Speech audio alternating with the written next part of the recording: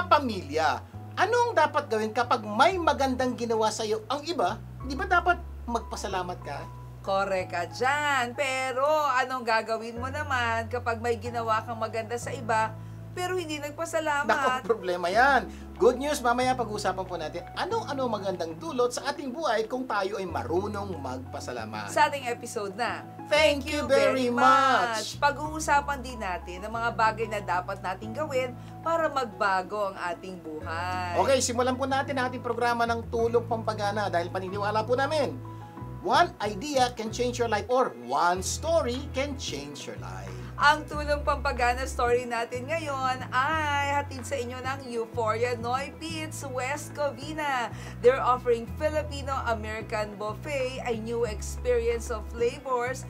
Kaya for reservation, bisitahin nyo lang sila sa 1230 Lakes Drive, 102 West Covina, California. O kaya tawagan po ang numerong 626-699-1999. This time, ito na po ang kwento ng isang magaling daw na salesman. Tingnan, magaling daw ha.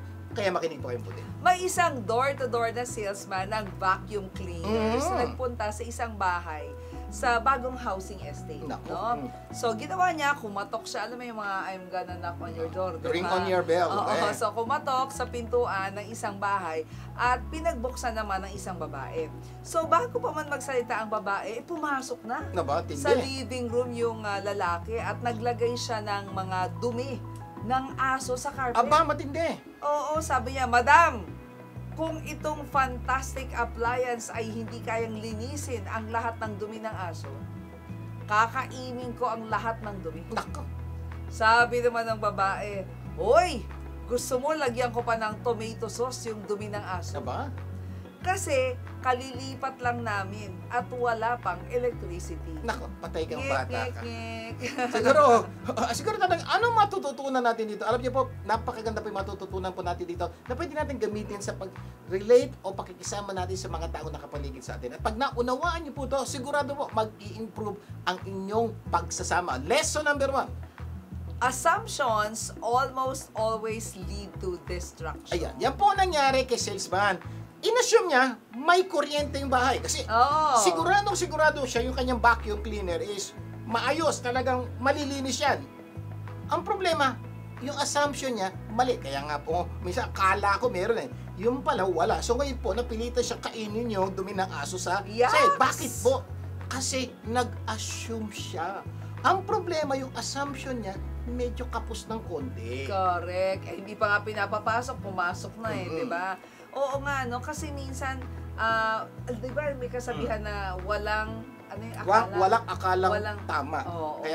Kaya wala nasabi akala ko dahil napatunayang mali ka. Ganon din po sa relasyon.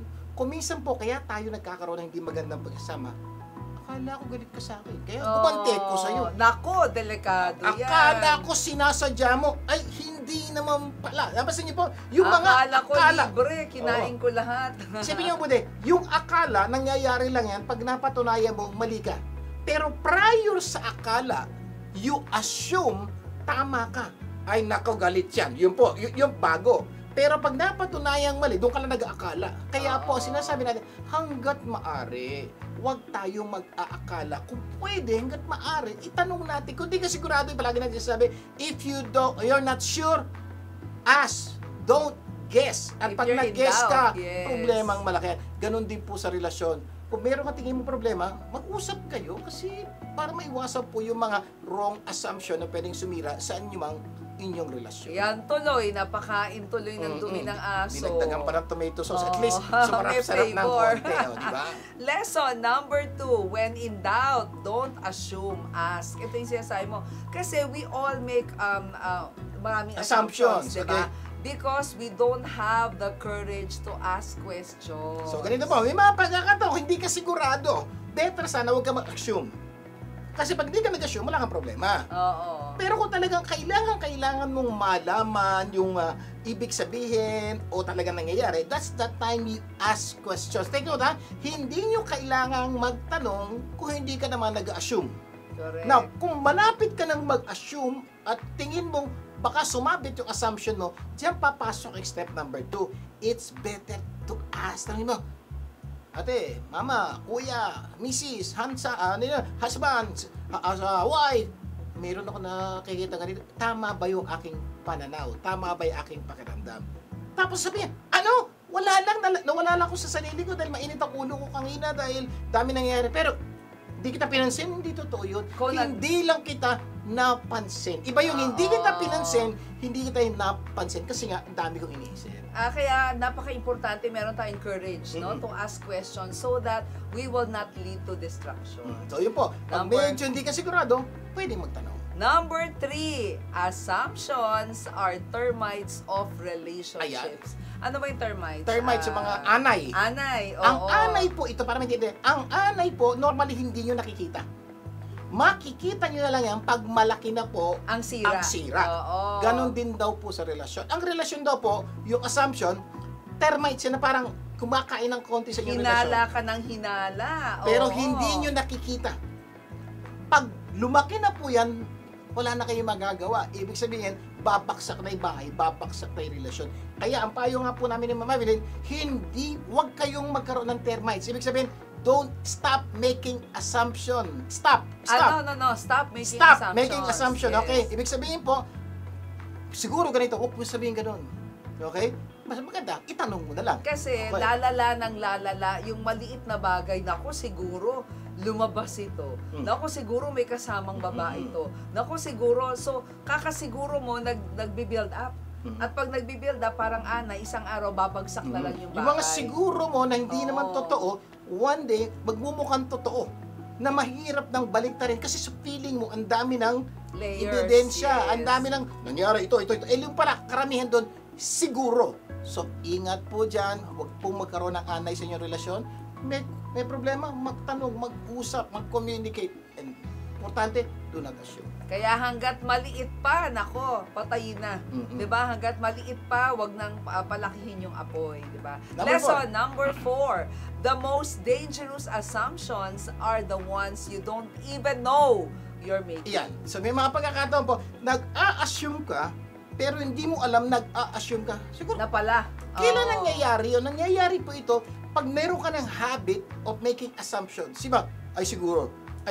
Siguro sa mga unang pagkakataon, aware ka na. Oo. Siguro ganito, siguro. Yun po.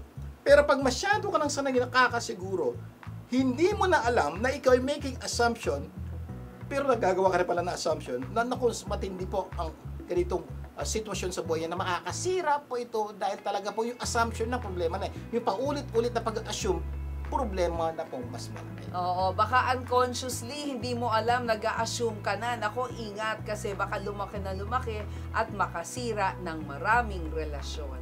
Hoy, sana po marami kayong natutunan sa pinag-usapan nating kwento sa araw na ito. At eto, hindi ka na mag-a-assume dahil para ganahan ka namang kumain, bisitahin nyo po ang Butterberries Cafe Food Truck every Sunday po from 9 to 5 p.m. sa Melrose Trading Post 7850 Melrose, Los Angeles, California. For catering po, tawagan ng 323-610-9005 or 323-244-9784. Magbabalik pa ang tulong ko para sa mag-global. Huwag bibitiw. Tulong ko ipasa mo, gaganda ang mundo. Tulong ko ipasa mo, gaganda ang mundo. Nagbabalik ang tulong ko pa sa Global. Tig Garcia po muli. At Abilene Garcia. Dadako na tayo sa tulong pampaganda ng buhay. Ang paniniwala namin, you don't become what you want, you become what you do continually. At dahil gusto namin continually gumanda ang buhay nyo, continually bibigyan po namin kayo ng mga tips na tunay na magpapaganda ng buhay nyo. Simulan muna natin ang tulong pampaganda ng buhay tips mula kay Wendy Lindo. Wendy! Para mas gumanda ang buhay, compliment others when they do good and look good. Huwag maging madamot sa papuri. Don't keep it. Say it. Complimenting others is a great way to show your appreciation. Mas gaganda ang buhay if you are paying attention to them and value their effort. Remember, life is beautiful, so live your life beautifully. Catch me on the Wendy Linda Show on the YouTube channel. Maraming salamat, Wendy. Until next time. Okay, this time, pag-uusapan natin ngayon ng isang internet article na napakaganda. Dapat yung maunawan. Ito po yung title. If you really want to change your life, start doing these 7 things every day ni Lachlan Brown. Pakinggan niyo po to. Yes. Gaganda po nito. Number 1. Oo, kasi minsan gusto natin magbago ang buhay natin, pero we don't know what to do. Ito, meron na siyang tip sa atin. Number 1, start your day with a positive thought.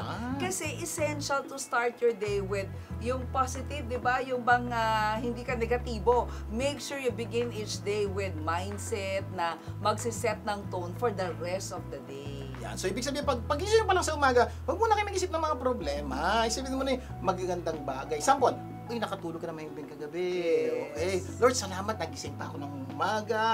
Lord, salamat yung pamilya ko. Ibang, start looking for things na positive. Kasi po, maganda po yun. Pag nagsimula na maganda, normally po magtutuloy-tuloy po yan. So, Yes. start the day with positive thoughts. Yung magagandang bagay. Hindi po namin sinasabing wala kayo problema. May problema kayo, pero may maganda naman nangyayari. Doon po muna tayo sa magagandang nangyayari. That makes you happy and grateful. Yes. Katulad ng meron kang magmabait at gwapong asawa. Yan, hindi ba? Diba? Yun naman, di ba?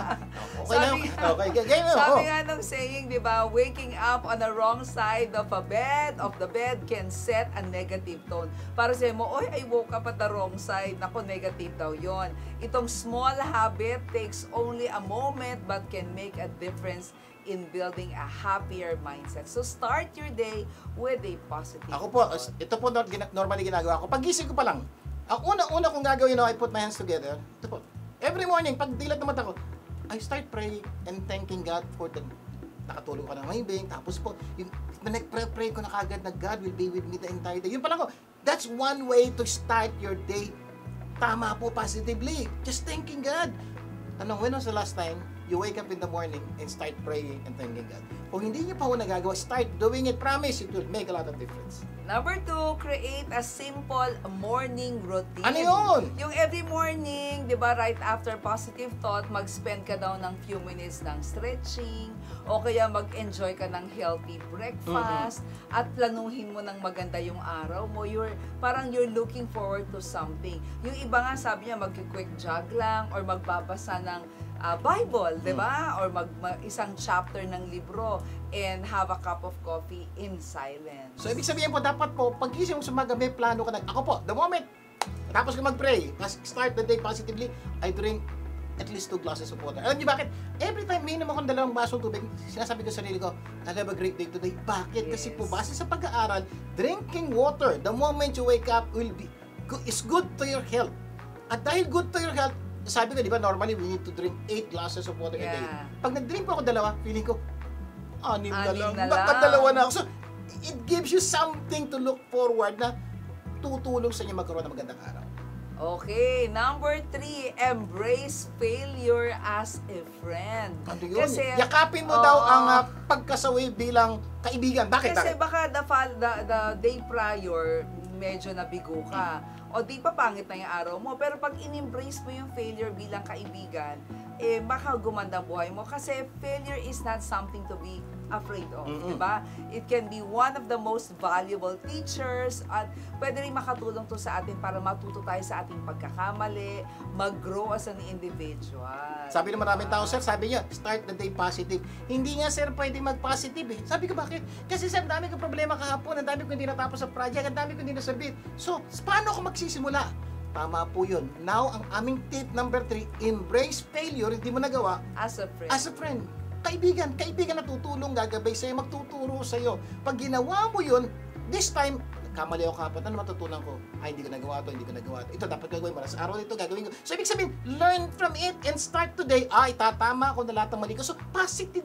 Yung negative po, magiging positive pag ginawa niyo po, niyakap niyo yung kasawian bilang kaibigan. Sabi nga ni Brown instead of viewing failure as a dead end, try seeing failure as valuable feedback. Yeah, totoo po yun. Ibig sabihin, yung failure man may sinasabi sa'yo, may mali kang ginawa, may hindi mo ginawa. You think about failure that way, it will become a lesson that can improve your life. Kaya learn from it and let it guide you towards success. Number 4. Number 4, take time to reflect on your feelings. Yan. Ano yan? Kasi we all have days when we're not at our best, Yes. diba? So we feel down, we feel overwhelmed, or just plain frustrated. Mhm. So ignoring or burying your feelings doesn't make them go away. Yes. Hindi mo ilalagay lang under the rug. So take time to reflect. Bakit ba? Why do you feel that way? Yan, may mga pagkakataon Diba? po, kahit anong pilit niyong pagandahin, positive, start the day right, parang wala. So, pag ganun po sitwasyon, isipin na, bakit ka ba malungkot? Bakit ka ba inis? Bakit ka ba asam? Ano ba ang dahilan? So really, dig deeper. Ito pala, nainis kasi ko sa asawa ko dahil ginawa niya doon, ginawa niya dapat gawin. Pero isipin mo, dig deeper. Ako rin naman, may nagagawang hindi niya nagustuhan. Yes. Ibig sabihin, mahal ko naman siya, dapat pagbigyan ko. Ibig sabihin, you need to go deeper and analyze. And later, makikita niya na, hindi pala ako dapat frustrate, hindi pala ako dapat nainis dahil sabi nga, frustration is the root of all, expectation is the root of all frustration. Pag masyado ka marami, inaasahang mangyayari, mapaprostrate ka talaga. And dahil you dig deeper, you analyze that, you learn that, so you stop doing it. Tsaka by taking time to understand yung emotions natin, you might know why they are there. Bakit ba nararamdaman mo yun? Then, you can move forward, equipped with deeper understanding of yourself. Yeah. So Diba? try to analyze. Kaya lang Oo. kung minsan parang nahihirapan kang analyze, pwede ka patulong sa iba. Ito nararamdaman ko ba? Psychologist, for example, psychiatrist, o kaya marriage counselor. So, whatever your problem mo, nahihirapan ka, pwede ka humingi ng tulong sa iba. Tsaka makakatake ka ng action o madi-disregard mo yung source ng emotion. Number 5, commit to continuous learning. Kasi ngayong parang rapidly changing world, 'di ba? What we know today might be outdated na. Yes. 'Di ba? Yun nga dati, wala namang internet, 'di ba? So, paano tayo nung nagpapadala ng mga mensahe, telegrama, 'di ba? So, continue to learn. Naghanap ka ng paraan pa para matuto ka ng bago. Kasi po, pag nag-aaral ka, nalilibang ka, and because of that, you learn something new, gumaganda ang perspective mo sa buhay. Importante yan. It could be as easy as reading a new book every month, taking up a hobby, or even watching educational videos. So, ako po, I say to it from time to time, I watch educational videos, nadadagdagan po yung kaalaman ko, at nalalaman ko may mga solusyon pala sa dating problema hindi ko alam. Nakakaganda po ng buhay yan. Para magbago daw ang buhay, sabi ni Brown, number 6, make time. Make time for those you love. Kasi sa gitna ng mga hustle and bustle, don't forget what matters. Yung Take note that, make time. Hindi yung find time. Ibig sabihin po, kasi, ba't di mo na date yung sama? Ilang oras that's finding time. Ibig sabihin, naghahanap ka ng oras. Make time, isisigurado mo, itong oras na to para sa asawa ko, ito para sa anak ko. Pag ganun ginawa niya po, malaki po posibilidad gaganda relasyon nyo. At pag maganda relasyon, magkakaroon po yan ng positive effect sa buhay niyo. Number 7, cultivate a habit of exercise. Yeah, importante po yan. Kasi alam naman natin kailangan natin mag-exercise, but we keep on not doing them, di ba? So if you can't exercise for 30 minutes sa treadmill or sasabayan ka ng video, yung ginagawa ko, consider walking for 10 minutes sa outdoor or climbing your stairs 10 times. Yes, yun diba? lang yun. Panik pa na. Ako po, ginagawa ko po sa umaga pagising ko. Sample, nagkakape ako, exercise po ako yung countertop po, mga push-up po ako at least 100 to 200. Mas madali po mag-push-up sa countertop kaysa sa sahig. Okay? Kung nahihirapan kayo sa sahig, so doon lang po. At okay, habang nagkakape po ako, nag-squat-squat po ako, that's good enough po para yung adrenaline po umakyat sa ating katawan. Tsaka mahalaga that you start something easy and simple and gradually build from there. Wag mong biglain. Sana po marami kayong natutunan sa pinag-usapan natin. Mamaya, sa tulong dagdag kaalaman, pag-uusapan natin ano-ano ang magagandang dulot sa ating buhay kung tayo ay marunong magpasalamat. Magbabalik pa ang tulong ko para sa mga global. Huwag bibitin. Tulong ko ipasa mo, gaganda ang mundo. Tulong ko ipasa mo, gaganda ang mundo. Nagbabalik ang tulong ko pa sa Mo Global. Big Garcia po muna. At Abiling Garcia, Dadako na tayo sa tulong dagdag kaalaman. kung saan hahanap tayo ng paraan para mas madagdagan ang ating kaalaman. Okay, kapamilya, ano-ano ang dapat gawin kapag may magandang ginawa sa iyong iba? Alam mo na, dapat tayo ay nagpapasalamat. Alam niyo na yan. Oo, pero ano naman ang gagawin mo pag may ginawa ka maganda sa iba pero hindi nagpasalamat? Ay, nako, laking problema yan. Ang sarap kurutin yung mga taong yan. Di ba? Pero, Pag-usapan wag natin mo yan. gagawin yan. Okay. Ito pa pag-usapan natin. Dagdag ko pa sa inyo. May kilala ba kayong taong hindi marunong magpasalamat? Isipin niya, meron ba yung binigyan niyo tapos hindi nagpasalamat? malamang meron kayo naalala ngayon. Oo, parang binigyan mo na kung ano-ano pero hindi nagsasabi ng thank you. Naka, may mga ganyan. Good Diba? news! Pag-uusapan natin ano-ano magagandang dulot sa ating buhay, kung tayo ay marunong magpasalamat. Ibig sabihin, huwag kayo maging concentrated sa hindi ginagawa na iba. Yes. Ang concentrated mo, ikaw, marunong ka bang magpasalamat? Oo, wag mo intindihin yung ginagawa niya. Sa ating episode na Thank you very much! May kata kanyan. Thank you very much. I need somebody Oo. with a human touch. Maganda. Yun po. So, may 10 bagay po na magandang benepisyo ng pagkapasalamat. Isa-isayin natin. Number 1. Thankfulness feels good. Yan! Diba? You know how happy we feel around Thanksgiving celebrations, diba? So, we can continue to feel that way long after the turkey and the dressing are gone if we are thankful. Tapos din na pa siya, halos lahat ng tao sa Thanksgiving Day, ang sasaya natin. Bakit po? Pag-isipin niyo po din. Kasi po ito yung araw na iniisip natin lahat ng magagandang nangyari sa buhay natin at gusto po natin ipagpasalamat to sa Diyos at sa mga tao na kapaligid sa atin. Let's think about it. Kung may Thanksgiving Day, pwede kayo natin gawing 365 days ang Thanksgiving. Araw-araw magpasalamat ka. Can you imagine? Iuulit mo ng 365 times yung Thanksgiving Day na ang saya-saya. Di ba sasaya kapag ginawa mo? Alam mo, tama yung sinabi mo na bakit day lang? Pwede naman Thanksgiving everyday, Every diba? day. Sabi nga ni William Arthur Wardell, gratitude can transform common days into Thanksgivings. Yan. Turn routine jobs into joy Yan. and change ordinary opportunities into blessings. Ang ganda nung sinabi niya, gusto ko i-focus yun. Turn routine job into joy. Marami po sa atin, inis na inis, asar na sa trabaho. When was the last time nagpasalamat ka sa trabaho meron ka? Lord, thank you, may trabaho ko. Dahil sa trabaho to, napapakain ko pamilya ko, napagbabayad ako ng renta, may kotse ako sinasakyan. Start doing lang yan. Yun pa lang Mamaya mapasin mo yung trabaho mong nakakainis, hindi na nakakainis. Matutuwa ka. Kasi ito pala yung ginagamit ng Diyos para umayos ang buhay ng pamilya mo. So, ganoon lang. Saan ka nagsimula? Thank you. Mas maganda ka, wag thank you. Thank you very much. Uy, sabi ni Melody Biatia, sabi niya, gratitude makes sense of our past, brings peace for today, and creates a vision for tomorrow. Yan po daw ang mangyayari. Pag ikaw din napapasalamat, nagkakaroon natinding dahilan no kapot. Tapos sumasaya po ngayon at nagkakaroon po tayo ng magandang pananaw sa kinabukasan dahil ano na ang ginawa mo? Nagpasalamat ka. Think about it.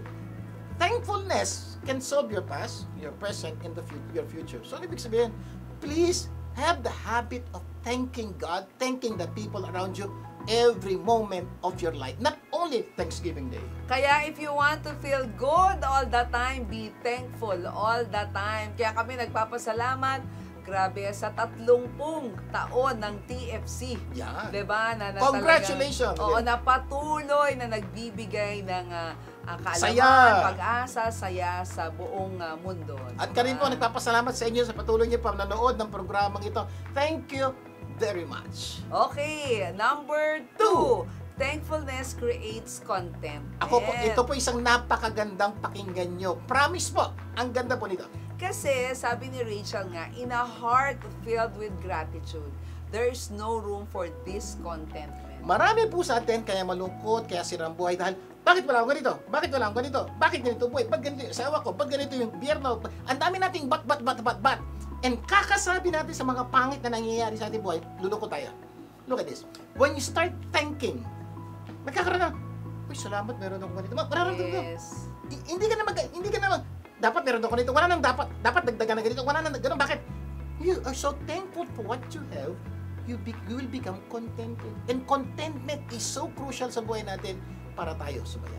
Oo. At saka gratitude turns what we have into enough. Yeah. Yung bang Parang pagbukas kulang. mo ng cabinet mo, ay wala na akong damit. Pero pag inisip mong pagbukas mo, uy, marami pa akong maisusuot. Diba? Kasi kung isa po, salamat. pagtingin natin, pag-isipan niyo pong buti, hindi po totoo wala ka nang masuot.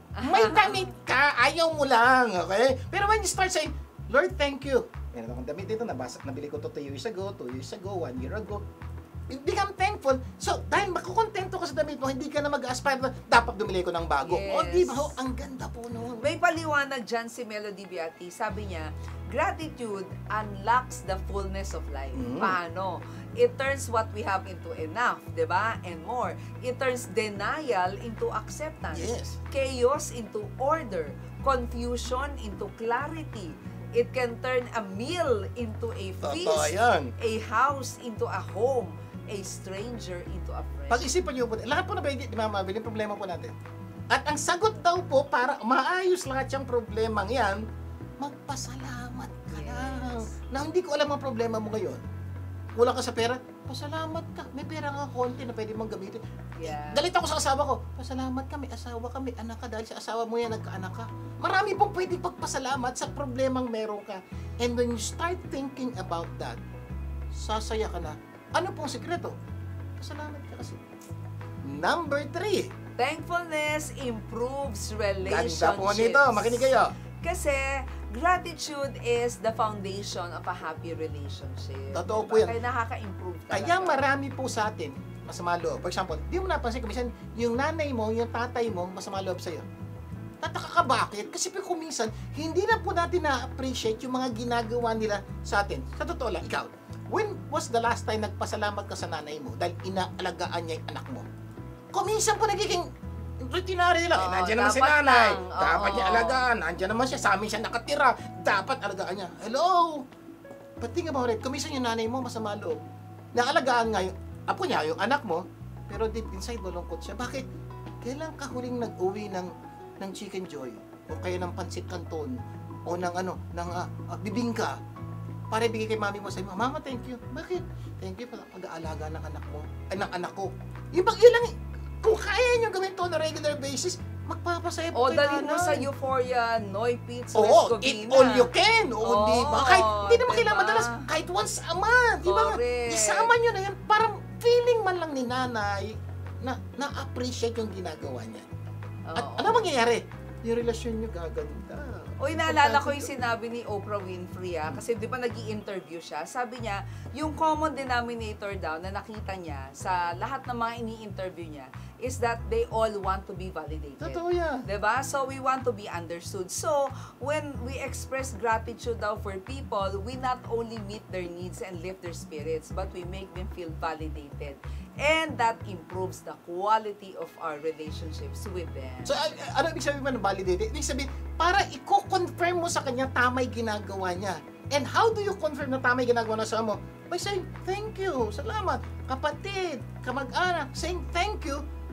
Alam mo yung mga uulitin niya uli yung ginawa niya sa'yo at marami kang thank you pang sasabihin dahil kaganda lalo relasyon. Kaya the attitude of gratitude can determine the altitude of your relationship. Ibig sabihin, kung mahilig kayo magpasalamat, so ang relasyon niya tataas din. Kung hindi kayo mahilig magpasalamat, ang relasyon niya baba din. Kaya napaka-importante po yung salitang, thank you very much. At bago tayo mag-break may good news kami sa inyo. Kung nagbabala kayong umuwi ng Pilipinas o may kilala kayong uuwi ng Pilipinas, patuloy pa rin po ang Crown Plaza Manila at Holiday Inn Manila Galleria na nagbibigay ng free overnight hotel accommodation. At ang dapat nyo lang gawin ay magpadala lang po kayo ng email sa tulongkopasamoglobal@gmail.com. Isulat nyo po yung pangalan, address, contact number, at kung bakit kayo nanonood ng programang Tulong Ko Pasa Mo. At syempre, magandang ilagay nyo rin ang inyong learnings. At syempre, bibigyan namin kayo ng papadala ng email, no? If you have been selected to receive the complimentary hotel accommodation. Okay, sa aming pababalik, itutuloy pa po natin ang ating kwento. Magbabalik pa ang Tulong Ko Pasa Mo Global. Huwag bibitil! Tulong ko ipasa mo, gaganda ang mundo. Tulong ko ipasa mo, gaganda ang mundo. Nagbabalik ang Tulong Ko Pasa Mo Global, Big Garcia Pamanil. At Avelin Garcia, bago natin ipagpatuloy ang topic, magbibigay daan muna tayo sa Beauty Tips for Life mula kay Jane Magansyang ng Jane Rockstar Salon. Jane! Celebrate! Celebrate! Celebrate! Celebrate! Celebrate each vivid you! For they tell stories old and new.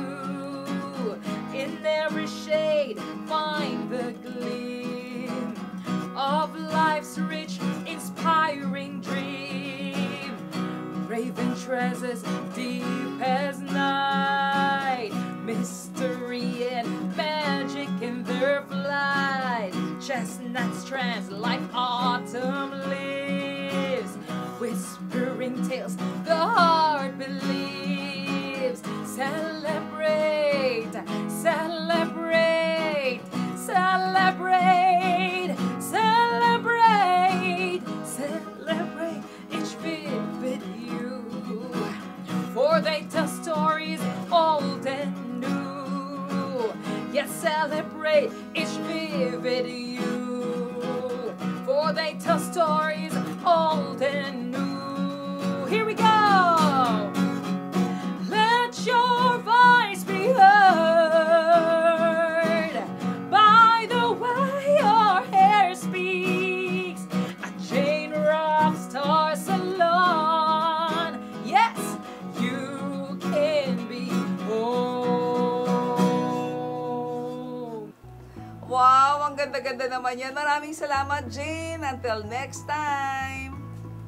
Okay, itutuloy na po natin ang pagsagot sa tanong na ano-ano magagandang dulot sa atin kung tayo ay marunong magpasalamat. Sa ating episode na Thank you very much! O, review tayo. Number 1. Number 1, thankfulness feels good. Yan, gratitude po can transform days into Thanksgiving, kaya magpasalamat po tayo. Number 2. Exactly. Number 2, thankfulness creates contentment. Ayan, kontento po kayo sa buhay niyo pag kayo nagpasalamat, di ba maganda yun? Number 3. Thankfulness improves relationships. Gusto po natin yan, gumanda yung relasyon natin sa isa't isa, so kailangan pasalamat po tayo.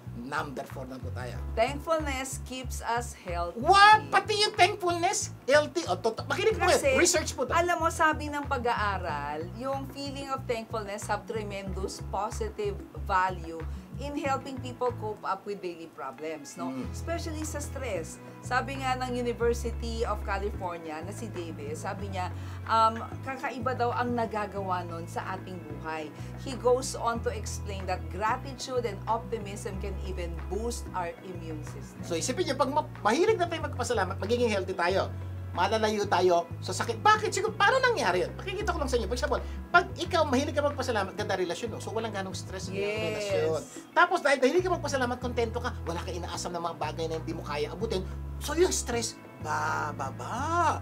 At pag ginawa mo, palagi kang masaya, magiging healthy ka talaga. Kaya please start doing this para maging gumanda ang buhay mo. And when we stop focusing on what we don't have and begin focusing on everything we do have, our shoulders relax. Grabe, di ba? Parang sarap. Oo. Ang sarap. Parang ito ang sabi mo, ang sarap mabuhay, Lord. Parang Saka ganun ba? i-invite mo yung peace, yung patience, and health into our lives. Do that. Please, promise po. Makikita. Sa mga may sakit po, kung may mga taong nakikinig na may sakit, kung minsan po kaya may sakit tayo, hindi tayo mahilig magpasalamat. Kailan ka huli nagpasalamat sa anak mo na inubutan ka ng tubig dahil hindi mo kaya? Kailan ka huling nagpasalamat sa anak mo dahil nandyan siya, pag tinext mo, sasagot siya. Pasalamat ka. Hindi sabihin, normally, hindi ka nagpapasalamat. Try just to send a simple text. Anak, salamat. Okay. Ate, salamat. Apo, salamat. I promise po, itong mga tao to, uulit-ulitin yung ginawa niya sa'yo, to lalo kang sasaya. Exactly. So yung research, ibang klase, ano, nagpapatunay na kapag tayo nagpasalamat, nakaka-apekto ng ating health. Number 5, thankfulness cultivates humility. Kaya siguro mag-iisip kayo. Sandali lang. Paano nakukonekta ang pagpapasalamat sa pagiging mapagkumbaba? Yung po ibig sabihin ng humility. Papaliwanag ko na. Kasi pag pinili mo yung thankfulness for any big or small blessings in our lives, we foster daw a heart of humility and a spirit of graciousness. Ibig sabihin daw po, pag ikaw nagpapasalamat sa isang maliit na bagay, parang sinasabi mo, maraming salamat sa ginawa mo sa akin. Mamalaki o mamaliit. Parang sinasabi mo sa sarili mo na, kung wala kayo, hindi gaganda buhay ko. Kung wala kayo, hindi ko kayang gawin to. Oh, kay Lord, kung wala ikaw, ano na kaya nangyari sa buhay ko? So, ibig sabihin, pinapakita mo sa kanila na hindi mo kayang mabuhay mag-isa. Yes. At pag pinakita mo sa Diyos at sa tao nakapaligid sa'yo, hindi mo kaya mabuhay mag-isa dahil kailangan mo sila, lalo ka nilang tutulungan at lalo kang magpapasalamat at lalo kang sasaya sa buhay. Tsaka ano lang to hindi lang yon, sign din of ng noble souls, no? And a heart of humility, sabi ni Aesop yan. Kaya po, magpasalamat. Kaya a humble person is constantly thankful. Yan. So malalaman nyo daw kung ikaw ay humble. Ito po, ganito lang simple. Pag ikaw hindi ka marunong magpasalamat, more or less, parang hindi ka humble. Pero pag ikaw mahilig magpasalamat, ibig sabihin po, deep within you, alam mo, humble ka at nararamdaman ng mga tao nakapaligid sa'yo na humble ka. And humility is a great virtue na kailangan po natin magkaroon. Lalo na po sa mag-asawa. Inis na inis po asawa niya para sabihin, kaya ko mabuhay mag-isa. Naku! Baka iwanan ka talaga ng asawa mo. O sabi, kaya ko mabuhay na kahit wala kayo. Yan, pag sinabi mo sa mga anak mo, ingat po doon. Kasi po para sinasabi mong hindi ko kayo kailangan at lalo pinakikita mo, hindi ka nagpapasalamat sa kanila. So please, be thankful. Number 6, ito ha, nakakahawa pala. Ang- Thankfulness is contagious. Ang thankfulness na parang COVID. Sana po maintindihan natin, COVID po ang thankfulness. Paano yan? Kasi, di ba, yung fear at saka yung worry nakakahawa. Totoo yan. Ganon din daw po yung the spread of gratitude. When we're inspired by others, gratefulness, it prompts our grateful thoughts and actions as well as we can be the catalyst that spreads gratitude in our homes, sa office natin, sa community, kakalat ng kakalat ng kakalat yan. Yun po napakaganda po sa gratitude. Nakakahawa po yan. Di ba normally parang, ay iyo ko niya nakakahawa. Takot tayo sa COVID, nakakahawa. Lalo na kayo, kumakalat daw po uli yung COVID. So, kung kumakalat ang COVID, sabayan natin. Sabayan natin, pakalatin din natin ang thankfulness. Think about it. Di ba ang sarap masabi ang madidigan thank you? So, para madidig mo yung thank you, siguro simulan mo mag-thank you. Pag ikaw nagsimulang mag-thank you, there's a big possibility yung sinabihan mo ng thank you will find ways and means to say thank you to you. Kung hindi man siya nagsabi ng thank you to you, I have a good news for you. Baka sabihin niya yung thank you dun sa anak niya. Yeah. Pag sinabi niya thank you sa anak niya, mamaya, ikaw, Lola, lalapit yung upo mo. Lola, thank you. Bakit? Thank you, Lola, inaalagaan mo kami. Take note, saan natuto ng being thankful yung anak mo? O yung apo mo? Natuto siya sa anak mo. Saan natuto yung anak mong mag-thank you? Natuto siya sa'yo. Think about it. Ito po yung isang bagay na, assuming kunin ka man ni Lord, di ba? Natutunan mo silang magkaroon ng attitude of gratitude. Sino nagsimula? Si Lola. Si Lolo. Kaya Lolo, Lola, please find time to say thank you to the people around you. Mahawa po lahat ng nakapaligid sa inyo. Gaganda po. Tama yun, ano? When we live a life of gratitude, it becomes contagious, spreading joy and appreciation to everyone we meet. So, please, gawin po natin. 7, thankfulness produces positivity. Yan, importante po yan. No, kasi pag thankful tayo, the natural byproduct is we become more positive people. Napansin nyo, Diba? yung unang 6 na sinabi namin, lahat po yan, mapuproduce po sa'yo. Hindi lang yan. At dahil contagious po yan, yung positivity mo, mahahawa mo ang anak mo, kapatid mo, pinsan mo, kamag-anak mo. Ako, sir, kamag-anak, wala naman siya sa bahay. Positivity lang. When was the last time, nanay, tatay, lolo, nag-text ka sa pinsan mo na nasa Pilipinas o pinsan mo nasa ibang lugar, sabi mo, and thank you note lang. Thank you sa ginawa mo sa akin 5 years ago. 5 years ago. Kung kaya mo pang isulat, can you imagine yung brightness na ibibigay mo doon sa taong pinsan mo 5 years ago pa nangyari? Kasi araw-araw, parang endless yung annoyances, di ba? Totoo. Na it can bring you down, steal your joy. Yes. But when we are intentional, yung sinabi mo nga, di ba? Intentionally thankful, it naturally redirects our thoughts to see the good in other people and our everyday life. Ang ganda mo yung sabi mo, intentional. Can you make it intentional every day? Every day. Just one.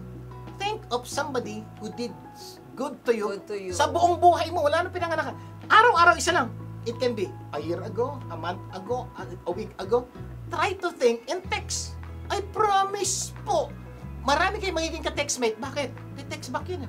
Mag-iisip din sila ng ginawa mo sa kanya many years ago. Ang sarap po magbasa nito mga bagay na to. Kaya tatandaan ha, gratitude is the antidote to bitterness and resentment. Its contagious power transforms hearts and minds. Nako, before we pause for break, Join us for an inspiring segment with Lady Bautista, a certified John Maxwell trainer, as she shares inspiring leadership tips. Maraming salamat, Lady! Until next time! Mamaya, itutuloy pa po natin ang ating kwentuhan. Magbabalik pa ang Tulong Ko Pasa Mo Global. Huwag bibiti. Tulong ko, ipasa mo, gaganda ang mundo. Tulong ko, ipasa mo, gaganda ang mundo.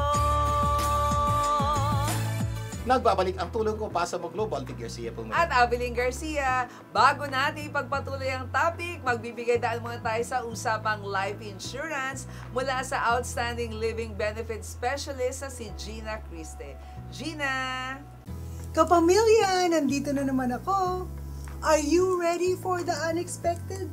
Paano kung bigla kang na-aksidente that leads to a coma or paralysis? Have you ever thought how you would cope? Life can change in an instant, kaya dapat lagi tayong handa. One way to prepare is through life insurance with living benefits. Have you considered how can this protect you and your loved ones? Imagine having peace of mind, knowing that if something were to happen, meron kang financial support. It can provide funds for medical expenses, therapy, and everyday needs. Hindi mo kailangang mag-alala tungkol sa pera habang nagpapagaling ka. Isn't that a powerful way to ensure security? But beyond financial preparation, we need to trust God. Nasa Kanya ang tunay na pag-asa. When we face challenges, it's our faith that can carry us through. By combining faith and practical steps, we can face the future with confidence. Trust in God's plans and His unwavering love. Sa ganitong paraan, you can ensure that no matter what happens, you and your family will be protected. Pero huwag kakalimutan ang blessing ng living benefits. These are benefits for the living. Mapapakinabangan ang life insurance mo habang buhay ka pa. So don't wait until it's too late. I'm here to help you. Gusto mo din bang makatulong sa iba katulad ko? You too can be a living benefits specialist. Ang maganda dito, makakatulong ka na, matutulungan ka pa. Ito po si Gina Christie. Text or call me at 323-244-9784 or send an email to tulongkopasamoglobal@gmail.com. Until next time!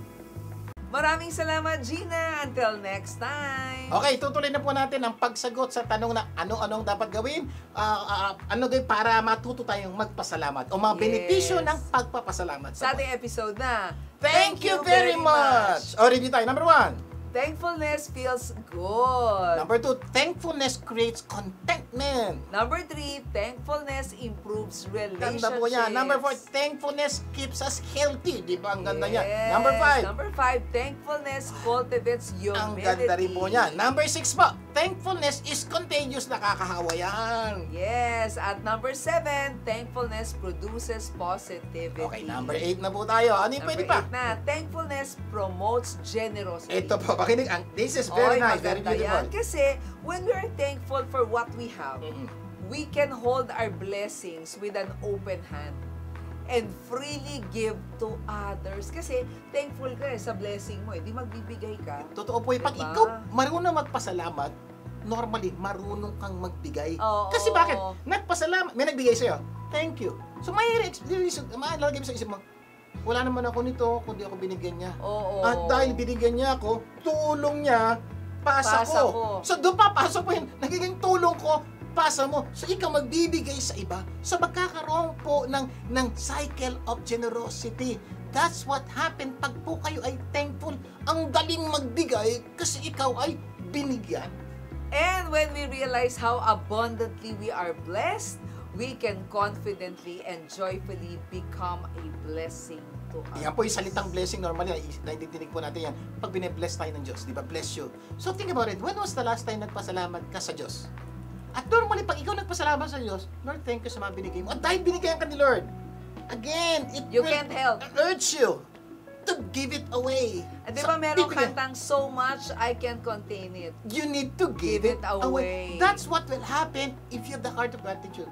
Kaya po, kung tingin mo parang hindi ka mapagbigay, hindi ka nagbibigay ng regalo o ng sa ibang tao, baka kulang ka sa gratitude. Start thanking God for everything He has blessed you. Dahil He has blessed you with so much, mapasayin mo, ang bilis bumita. For example, may luma kang sapatos, di mo masyas. May tao na, bigay mo pamigay mo na. na, lumang damit. Mas maganda nga, kahit hindi luma, pamimigay mo, ay nako, ang sarap po. Lalo ka i-bless. At gratitude leads to generosity talaga when we recognize the abundance nga daw in our lives. Yung iba, we feel compelled Hindi, to give, ibig diba? sabihin, parang napupwersa ka Oo. magbigay sa dami na yung pagpapala. Ganda po na. Number 9. Thankfulness increases likability. Ito po, this is very important. Makinig kayo mabuti. It will help you.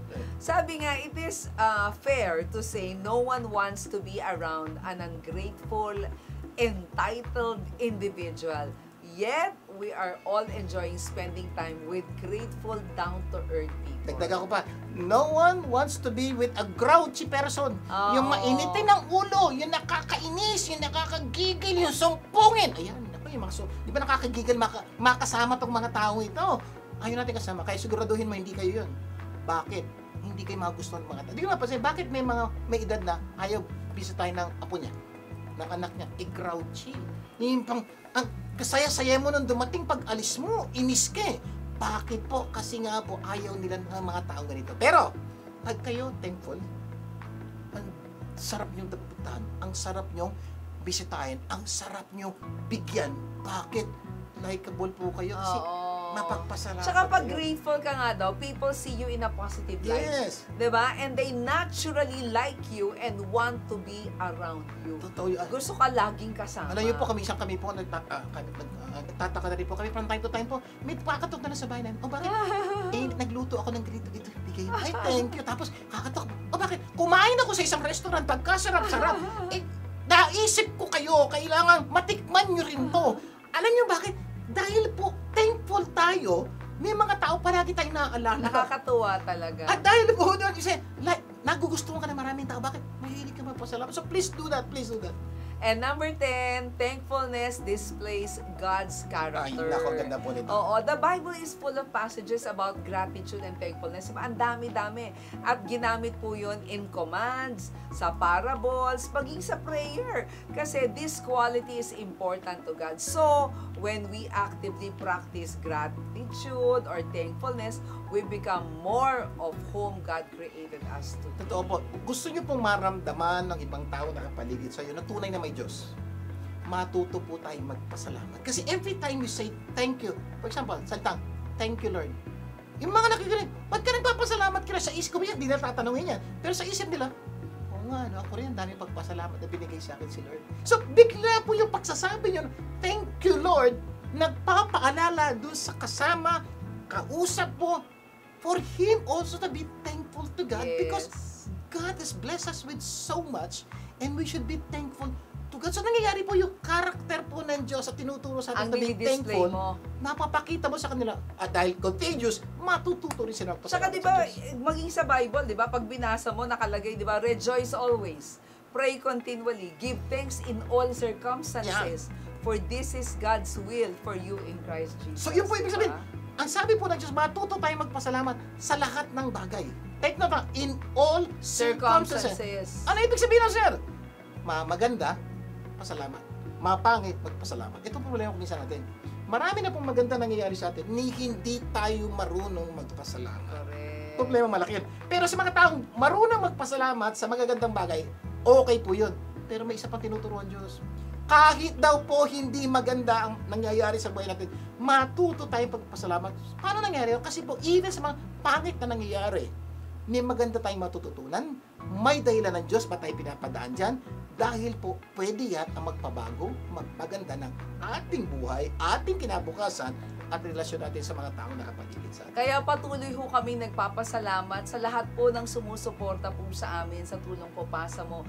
Lahat po ng maging ang pamunuan po ng ABS-CBN International, ng TFC. Maraming salamat. Sino to? Sila Sila Pam, sila Ray Olano. Maraming salamat. At syempre, Mr. Lopez, napakasarap po talaga na maging kabahagi po ng kapamilya na kami po ay nagbibigay, nagiging daluyan po, di ba, ng pagpapala ng Diyos dahil sa mga learnings po na ginagawa natin week after week. So maraming salamat at sa inyo po na sumusubaybay po sa amin. Maraming salamat from the bottom of our hearts. Wala po kayo, wala po kami dito. Pero another isa po gusto namin pasalamatan.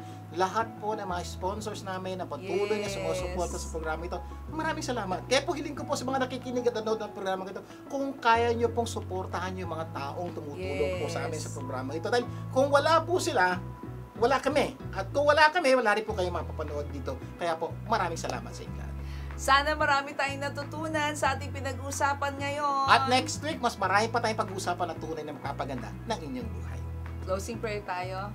Amang nasa langit, maraming salamat po sa lahat po ng pagpapalang binigay niyo po sa amin. Maraming po salamat sa programang ito na kami po ay nakakatulong sa mga taong nakikinig at nanonood ng programa ito. Maraming salamat po at alam po namin, tuturuan niyo po lahat ng taong nanonood at nakikinig ng programang ito matutong magpasalamat. Maraming salamat, Panginoon, sa paggabay niyo po sa amin ngayon at magpakailanman. Lahat ng dalangin namin sa pangalan ni Jesus.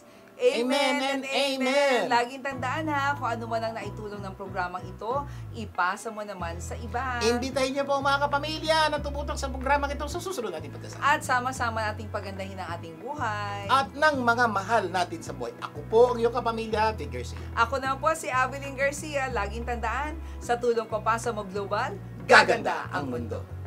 Tulong ko ipasa mo. Gaganda ang mundo.